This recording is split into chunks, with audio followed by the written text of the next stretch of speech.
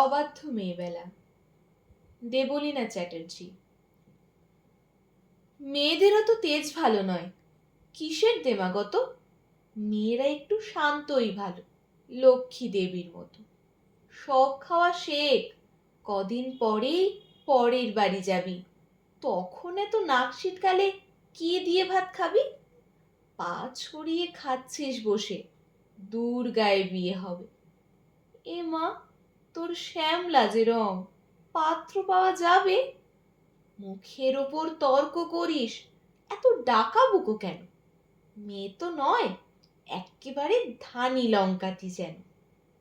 এসব কথা আমরা মেয়েরা প্রায় সকলেই থাকি শুনে, কেউ কম শুনি, কেউ বা বেশি, কেউ কয়েকটা হাতে গুনি। এইসব শুনে কত মেয়েদের ছোট হয় ছোটবেলা। মেয়েবেলা বলে কিছুই থাকে না, সবটা পুতুল খেলা। কেন গো সমাজ, কিসের জন্য এত এক চোখে দেখো? নারীরও সরল ছেলেবেলা থাকে, সেসব হিসেব রাখো। কেন গো, মেয়েরা ডান পিঠে হলে দড়ে দিয়ে রাখো তালা? তোমরা জানো না দেবী নারায়ণী লক্ষ্মী ও চঞ্চলা? তোমরাই বলো, মা কালিকা নাকি আমিষে পরিতৃপ্তা? আমি কেন তবে সব খাওয়া শিখি, ডাল ভাত থেকে শুক্তা? কেন পারবো না, কেন পারবো না তর্ক করতে, যদি সত্যি সঠিক জানি? তর্কশাস্ত্রে সরস্বতী স্বয়ং বিজয়িনী। ডাকাবুকো যদি না হতো দুর্গা, অসুর নিধন হতো।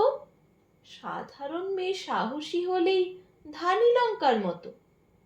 অনেক হয়েছে, ছাড়ো হে সমাজ, এক চোখামিটা ছাড়ো।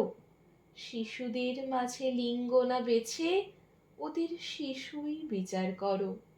সময় এসেছে, সময় এসেছে, মেয়েদের পায়ের বেরি করে দাও খোলা।